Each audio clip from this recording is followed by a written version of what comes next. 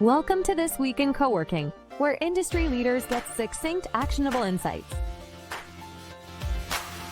Hey everybody, and welcome back to the This Week in Coworking podcast feed. I am your host, once again, Hector Kolonas, and I am joined once again by our co-host on the weekly recap, Mike LaRosa. Mike, how are you? I'm doing great. It's nice to be back. Great to see you. Even though we got to hang out a little bit in person at GWA last week, which I know we'll be talking about. But first, before that, I just want to say congrats, Hector. Big week for This Week in Coworking. Over 1 million clicks. That's a lot of clicks. Why don't you tell folks what that means? Yeah, absolutely. So back in March 2022, I think, I started tracking just how often people were clicking on the links in the newsletter.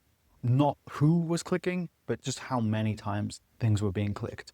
It allowed us also to kind of see what people were interested in and what people weren't interested in. But it's kind of been the golden KPI that we've followed with everything in the newsletter. If people are finding the information interesting, inspiring, insightful, useful, they will probably click on the links to learn more and go directly to the source from where we found our content. And as you said, we've now passed 1 million clicks. So for an industry of 50,000 locations, many of which are multi-location operators, to know that really busy execs have trusted the content we put in front of them and clicked over 1 million times now to find out more information, to learn about your stories, to learn about what you are all doing, I think it is a very big celebration that we should internalize as a global community, that there is enough going on outside of the 3 big names that are always in the media. No, that's awesome. Congrats again. You put a lot of work into this. It was great hearing people walk up to you at GWA, always say, thanks so much. That you really well deserving. So now the next 1 million goal is views. Yes. Let's get a lot of more this people endeavor, subscribe maybe. to the newsletters, subscribe to the podcast, if you watch it in video, audio, share it with another colleague, right? That's how the newsletter spread. If you find what we do and what we talk about and what we chit chat about here on the podcast interesting, send it to other people and let them know that this is something maybe worth their time. We believe it is, that's why we keep doing it, but your words mean a lot more than ours do, if we're very honest. So this week's newsletter is sponsored by Postal One Workspace. A lot of the times when folks are looking for ways to handle their digital mail, whether it's virtual mail or the actual real life mailboxes, they land up finding a bunch of solutions. Now, there's 2 solutions that come up in almost every one of these searches, and the one is iPostal One, and the other one is iWorkspace Mail. Both of them happen to come from the same company, but they're slightly different products. And so what the team at iPostal One Workspace have done is put a guide together that compares the 2 products and allows you to really know which product is great for if you have your own virtual mail customers, which one is great if you just want revenue every month and want someone else to handle the billing and the chasing and the handling of the client. And they really break that down really nicely. I definitely recommend, if you are looking at how to grow your virtual mail revenue, and you should be, to have a look at that and compare a little bit more background around their 2 products and how they work.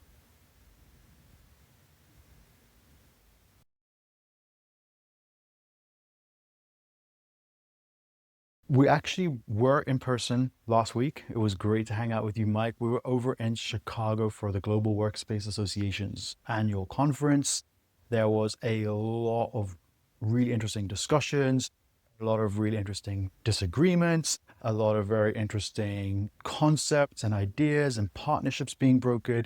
So much that we could have wrote 3 newsletters just about what we saw and what we heard.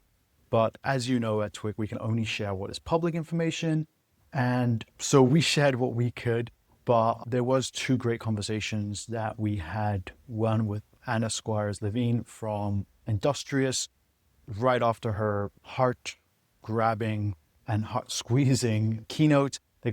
Left a lot of people in tears. We got to chat to her about what she's doing at Industrious, her leadership style, her journey into co-working.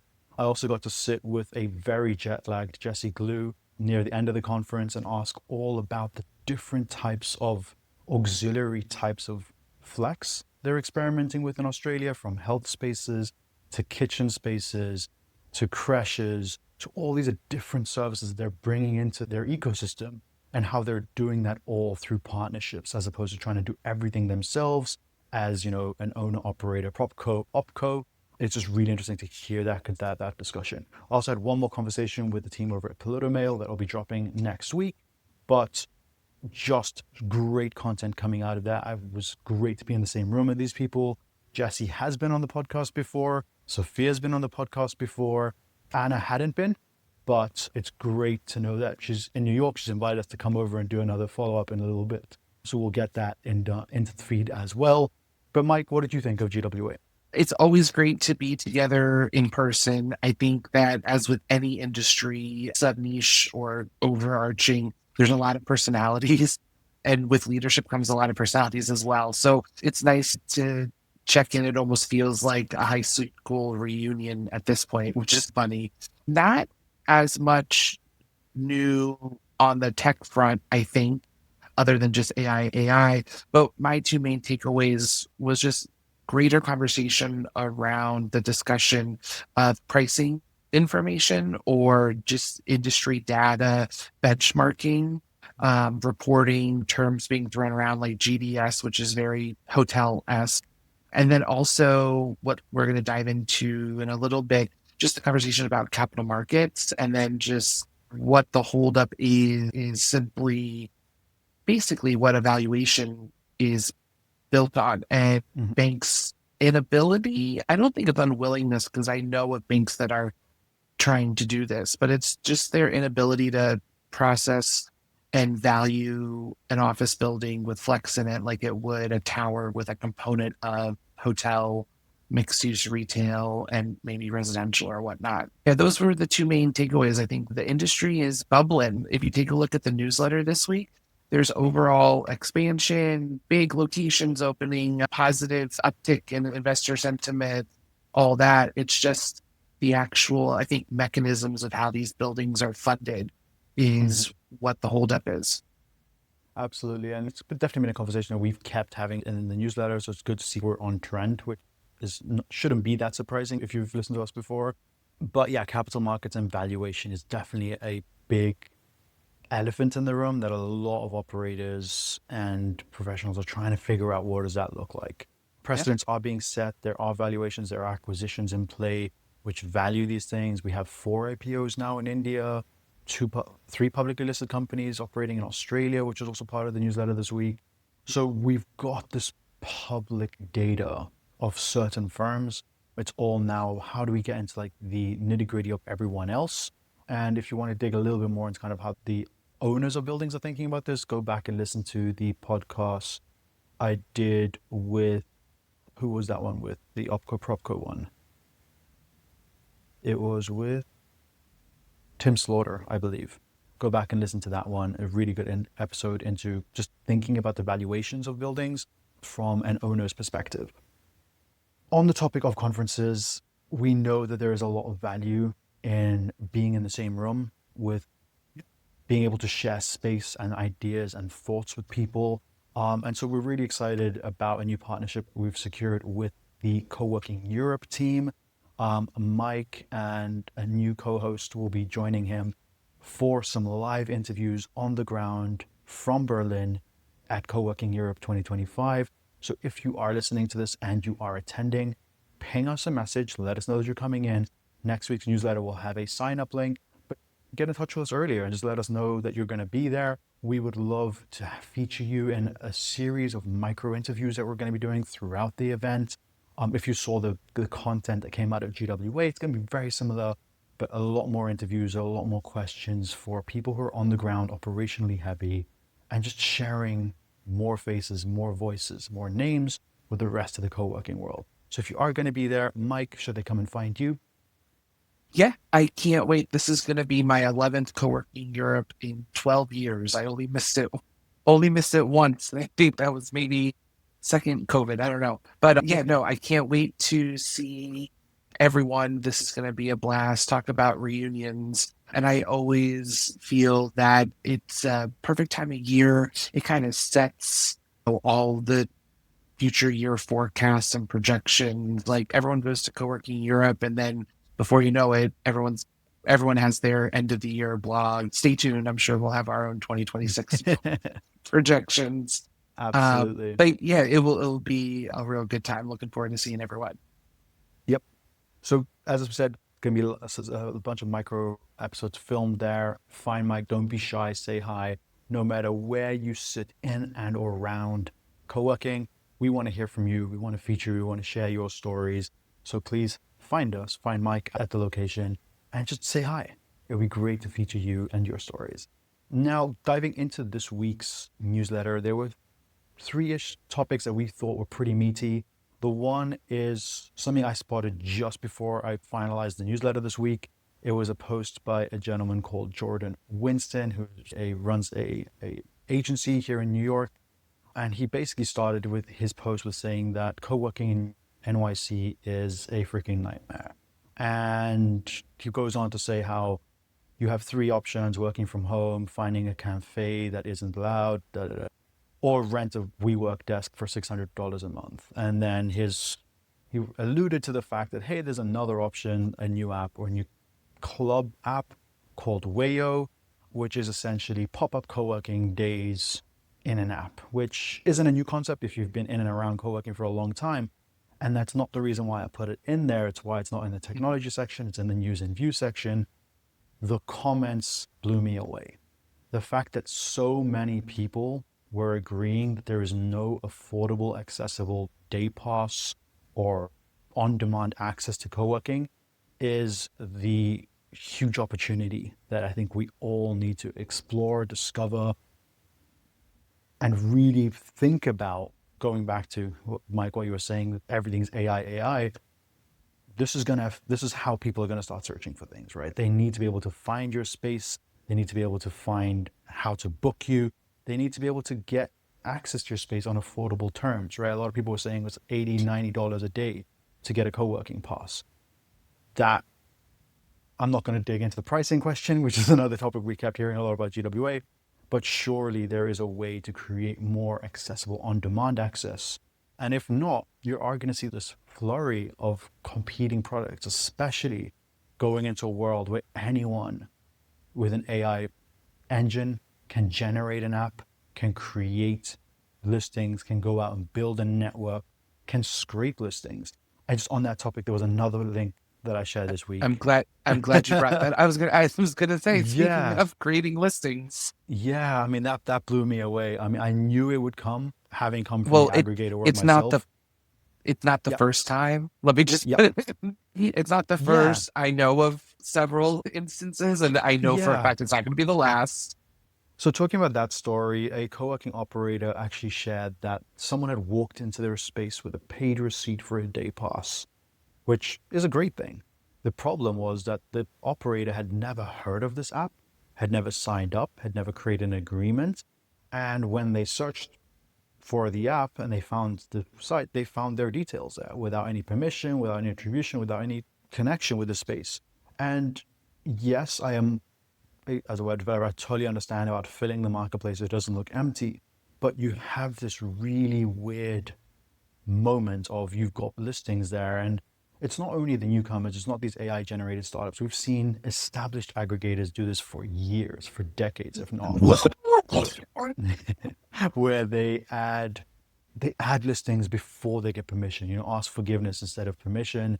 And then when they've got interest, they're like, hey, pay us for this lead, or hey, sign this contract. Or that's a tried and tested, although frustrating, growth strategy.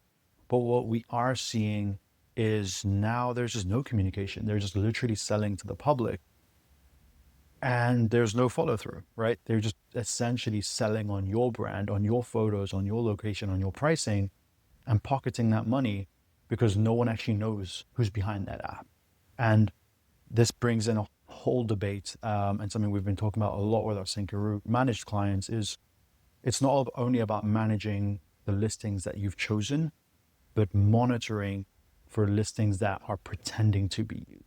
It is a growing risk area, not only revenue-wise, but also reputationally. People rocking up to your space with a receipt, you're losing that money, but you're also getting a really weird first relationship with that person who walks in and is like, I thought I'd sign up with you, etc. So it's just a really interesting development. Mike, I've gone into two topics. Over to you. No fair to put those two topics in the discussion and then tell me that our episodes perform best when we're under 20 minutes. No. So I think that this could be a complete conversation for a whole other episode. I think both problems live within each other and in just the situation. There's marketplaces that felt the need to grow with size to land customers. And then there's other marketplaces I knew that were very intentional.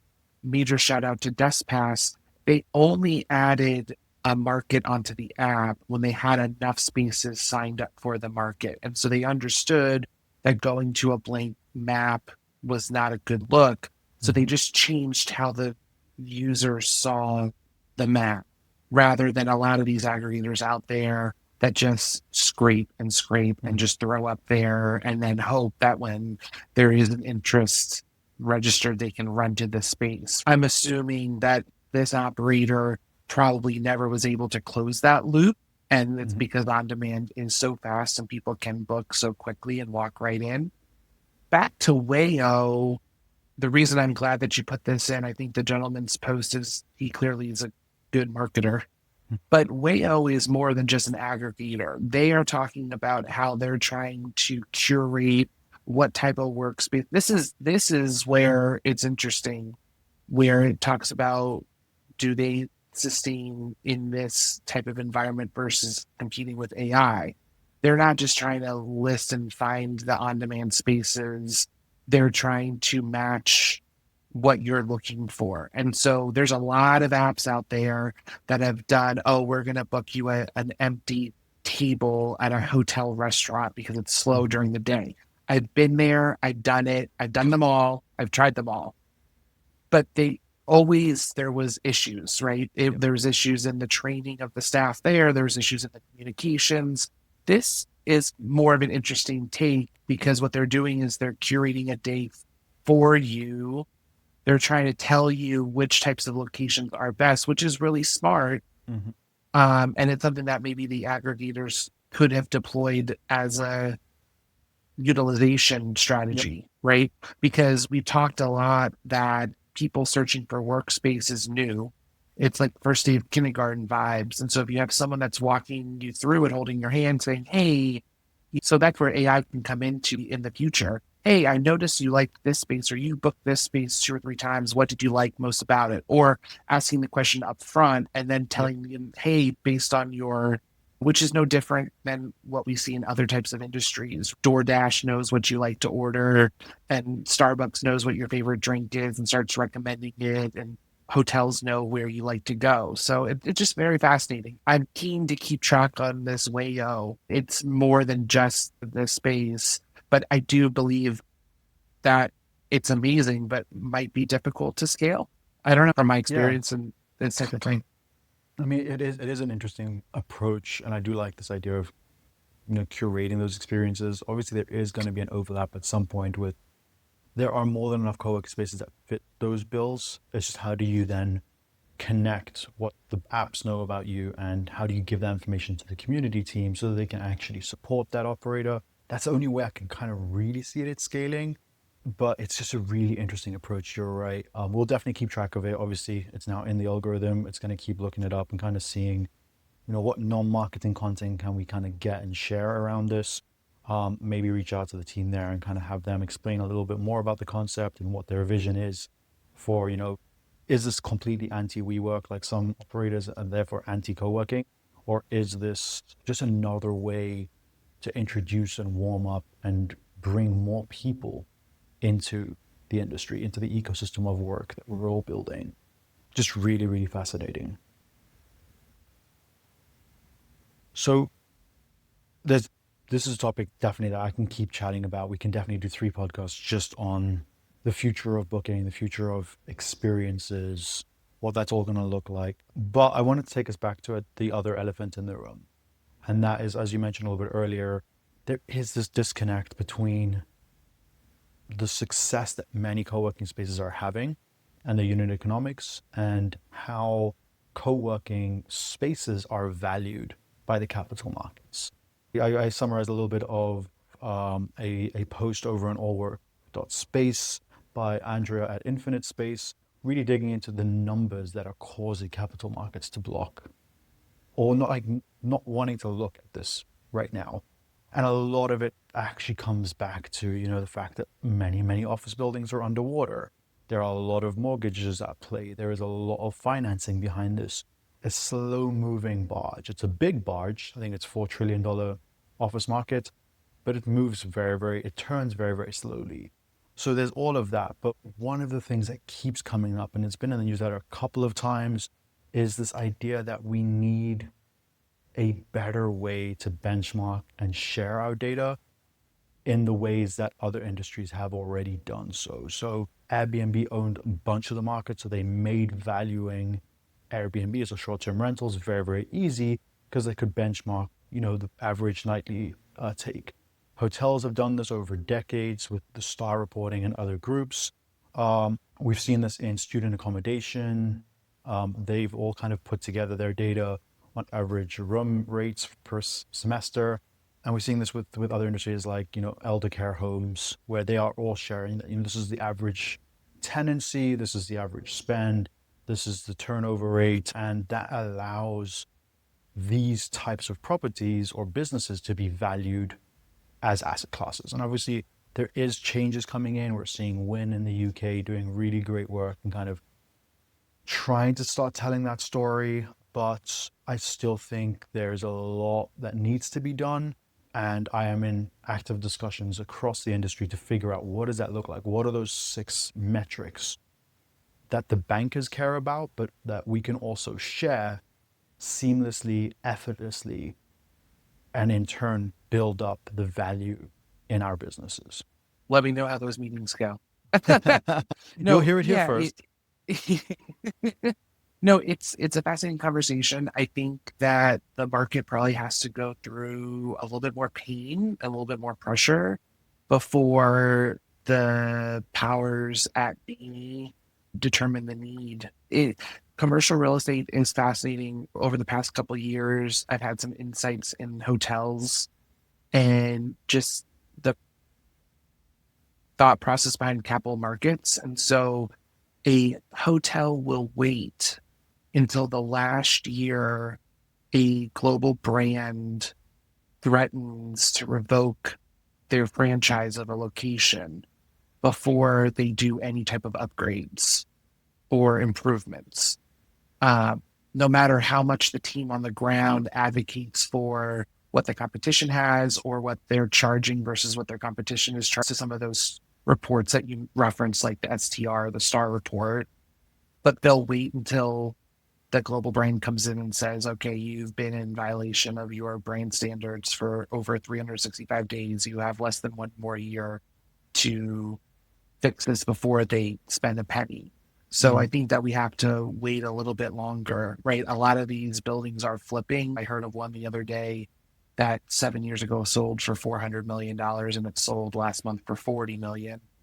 And so I think once that process happens and those buildings get turned over, then whoever's taking them over, those financial institutions are going to have to get creative themselves with how they're now going to value the asset that is now on their books.